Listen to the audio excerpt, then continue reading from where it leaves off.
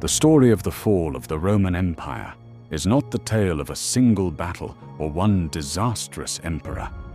It was the slow collapse of the greatest power the ancient world had ever seen, a civilization that ruled millions of people across Europe, North Africa, and the Middle East for centuries. Its fall reshaped history forever. At its height, the Roman Empire stretched from the cold forests of Britain to the burning deserts of Egypt. Roads connected distant cities, trade flowed across the Mediterranean, and Roman legions stood undefeated for generations. The city of Rome was the heart of the empire, filled with marble temples, massive arenas, and crowded markets. Romans believed their empire would last forever. But beneath the glory, cracks had already begun to form. One of the empire's greatest problems was political instability. Emperors rose and fell with shocking speed. Many were assassinated by rivals, betrayed by generals, or murdered by their own guards.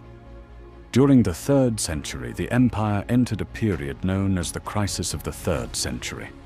In just 50 years, more than 20 emperors ruled Rome, most dying violently.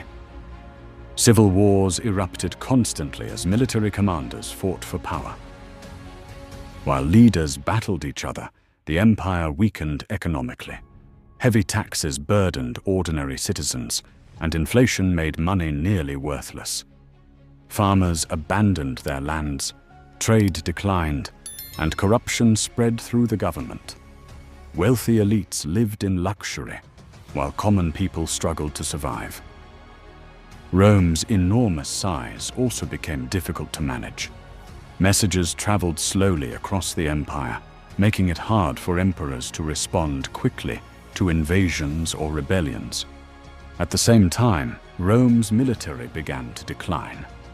For centuries, Roman legions had been disciplined and loyal, but maintaining such a vast army became expensive. Recruitment fell, and emperors increasingly hired foreign mercenaries to fight for Rome. Many soldiers no longer felt loyalty to the empire itself. Some commanders even used their armies to seize power for themselves.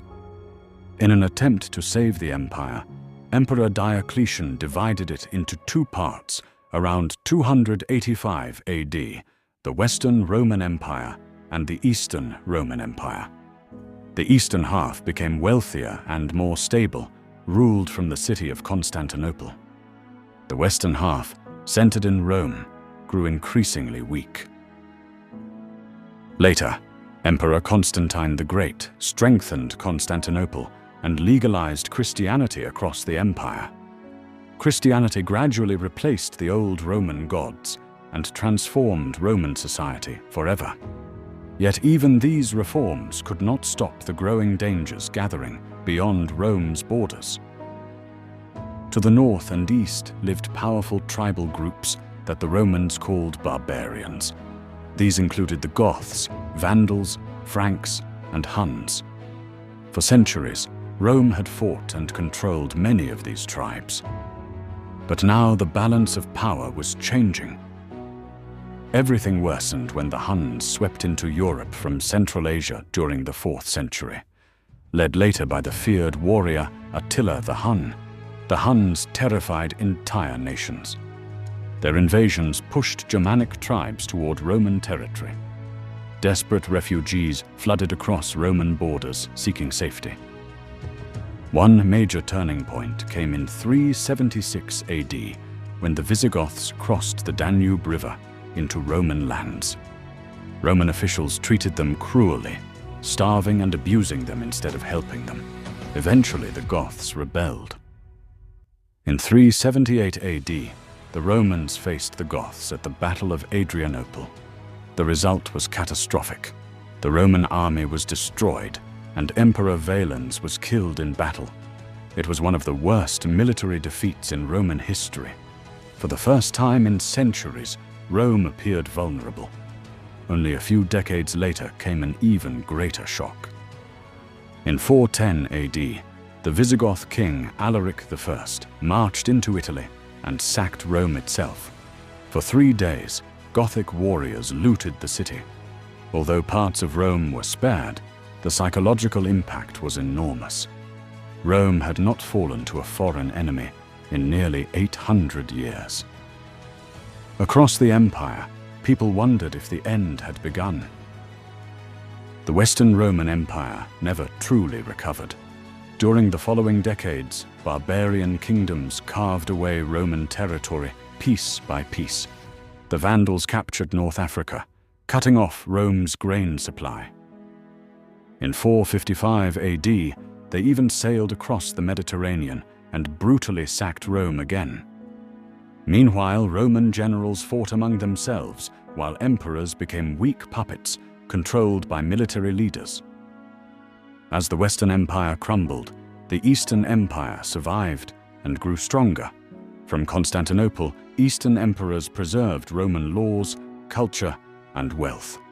This Eastern state would later become known as the Byzantine Empire and survive for another 1,000 years.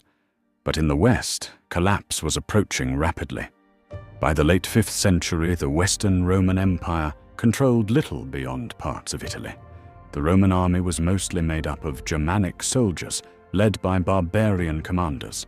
One of these commanders was Odoacer.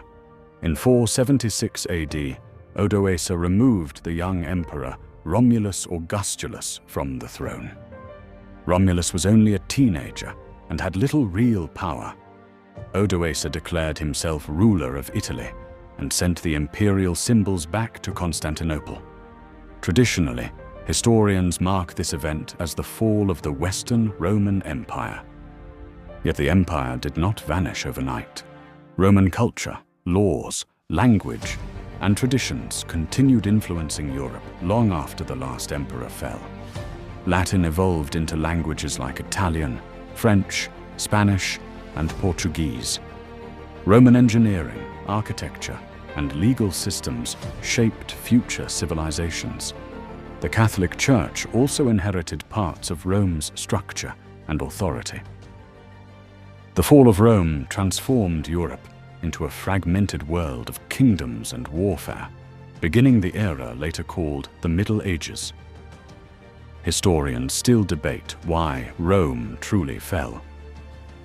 Some blame corrupt rulers and political chaos. Others point to economic collapse, military decline, or invasions by barbarian tribes. Many believe it was a combination of all these factors happening together over centuries. What makes Rome's fall so powerful is that it reminds humanity that even the greatest empires are not eternal. Rome once seemed unstoppable. Its armies conquered continents, its cities amazed the world, and its emperors ruled millions. Yet slowly, through internal weakness and external pressure, the empire collapsed under its own weight. The mighty arenas grew silent, the great roads decayed, marble temples crumbled into ruins, and the empire that once called itself eternal became history.